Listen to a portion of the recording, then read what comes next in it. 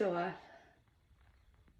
don't know what to say really, but, yeah, this Dark Night of the Soul stuff, if you all heard about that, it's not for the faint of heart, that's for sure.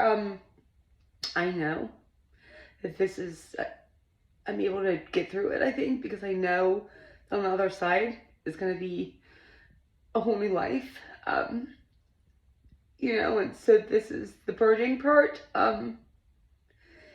It's just when you go from, I went from the total bliss stage apparently.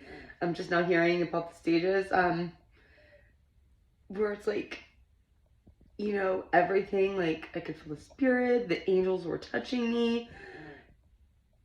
And then it was like, boom, all of a sudden, it was just like I was feeling lost. And so I started Googling and, yeah, so I decided I need to be documenting this, because, apparently there's a lot of people going through it, and you kind of feel alone because you can't really talk to people because they would think you're crazy. But yeah, so basically the Dark Night of the Soul, is, comes right after you had this big spiritual awakening.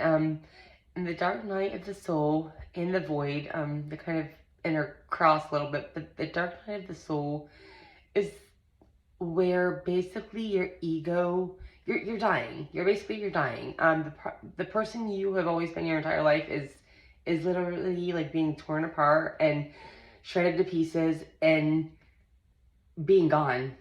And so in a sense you're dying, because the ego part of you, the part that was, doing the things that you were doing and that all of that stuff, the person that was running and hiding and everything is being torn apart, so that your soul, the person that you really were supposed to be, can become. But in essence, when that happens, there's a lot of things that have to happen, and basically everything has to heal.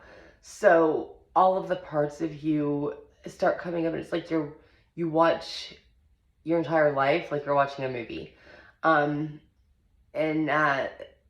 They say that you can also be bringing up things from past lives that maybe are still dwindling and all of that stuff. And so, yeah, that's basically what happens. So it's like, and then, I've got poor Tony, like he keeps messaging me, and I feel like I'm such a bitch because I'm doing to him what every guy's always done to me. I'm just like being back and forth with him, and I can't explain it to him because he wouldn't understand. And he wants the person that I was when he met me, because I hadn't had this yet. And I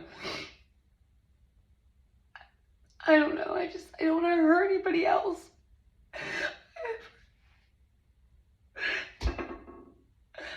I've hurt so many people in my life. Mark, he wasn't the bad person I was. I manipulated. I mean, the things I don't know, and just, the thing is, I know that the spirit's with me, because like every time I'm feeling like this, I will get a YouTube video or something that helps me, and I just felt called to make this video, which I think is probably because maybe it can help somebody. I don't know. I'm okay though. I'm okay because going through this is what needs to happen. I cried last night and went through a bunch of this, and I felt a lot better afterwards. I would suggest anybody else who goes through this, don't fight it, because if you fight it, the Dark Night of the Soul can last for months and years. But the more you just let it be, the more you let the feelings come and you cry it out and you remember, then you can heal it and you can keep moving, and then you will move on to the next stages. Because you have to let go of all the past hurt in order to be able to really live. you know, it's like, I mean, on the one, I mean, it's beautiful. This is a beautiful thing, you know, because I'm not going to be the same person I was, and that's a good thing, because I was not a very good person. Um, yeah, I mean, sure, my soul was good, and I have a good heart, but I was not a good person. But I have to forgive myself, and I think that's probably what part of this lesson is, because that was the childhood parts of me um, that were hurting, and I was lashing out because I didn't know how to deal with it. Um, you know, and I have to thank my friends. My friends have been there for me. Oh my gosh, the things, like, I don't know if I would have still been my friend. Some of the ways I acted, you know, and I thought, gosh, I thought, like, no wonder, like, I've had so much trouble finding relationships and all of that stuff, because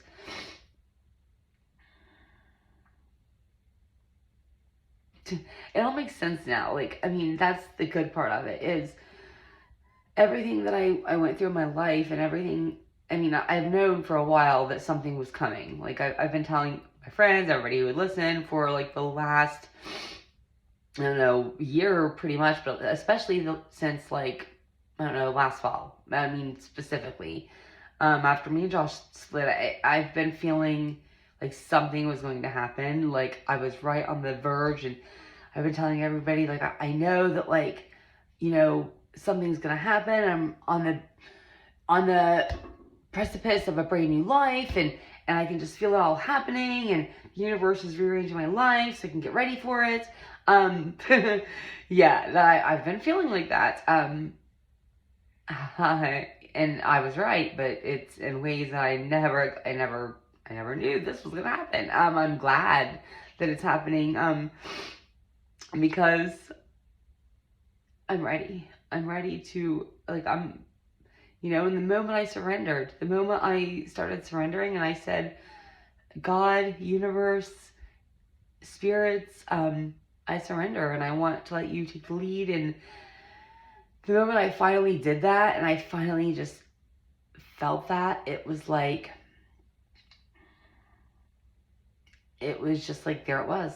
I said, give me a sign. I know you're there. I want to see it. And boom, boom, 11:11, right now.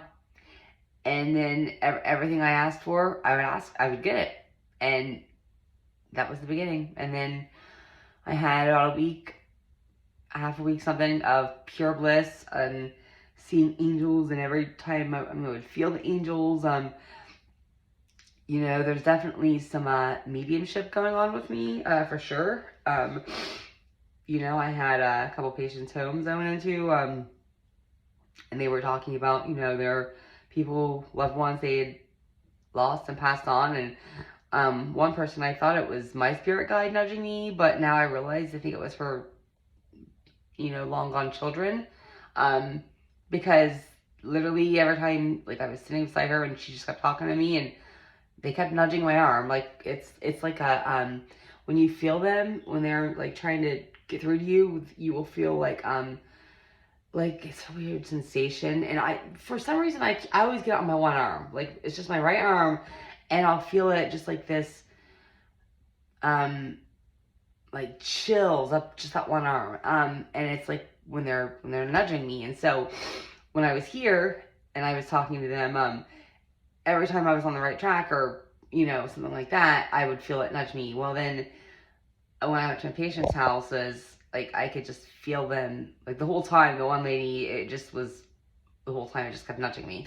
And now I actually think that maybe it was her spirits were trying to get me to communicate to her from them. I think there's definitely some things that I'm going to become enlightened about once I get through this whole process, because I've been feeling that.